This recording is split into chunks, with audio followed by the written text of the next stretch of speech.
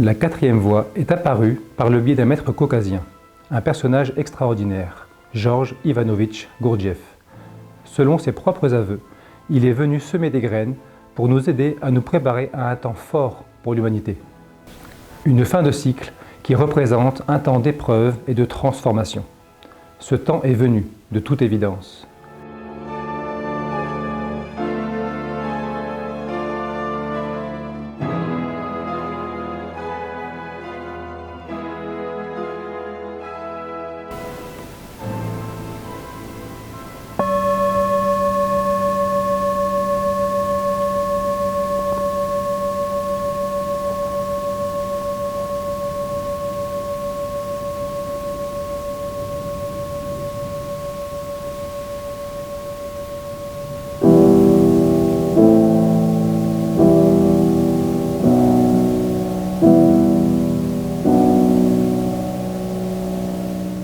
Donc ce mouvement particulier est une prière en mouvement.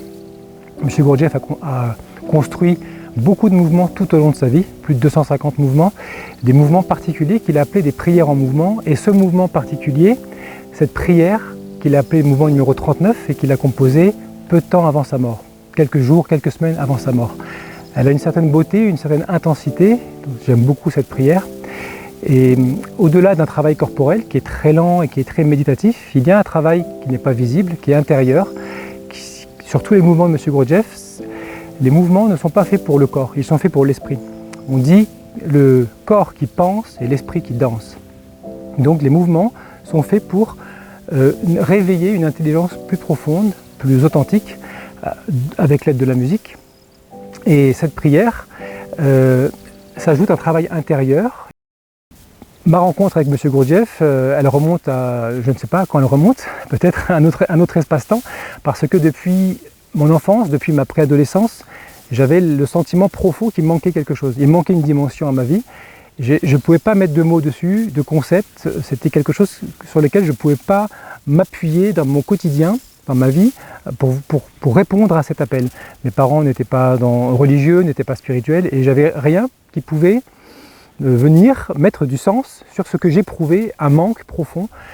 Et tant mieux, parce que ça m'a animé, c'était un moteur très puissant.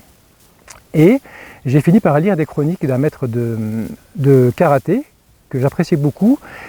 D'ailleurs, je porte aujourd'hui ce t-shirt parce que j'ai pratiqué un art martial qui s'appelle Kyokushinkai, dont c'est le symbole, et qui signifie recherche de l'ultime vérité.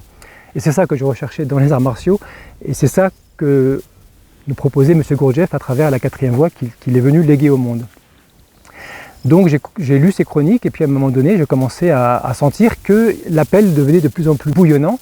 Je l'ai contacté, je suis entré dans ces groupes de travail et après 2 ans d'un travail stérile, parce qu'il ne se passait pas grand-chose, on nous demandait de pratiquer le rappel de soi. Mais qu'est-ce que c'était que le rappel de soi? Il n'y avait aucune indication, il n'y avait rien, donc moi j'essayais de pratiquer quelque chose dont j'avais aucune indication pendant 2 ans. Et un jour,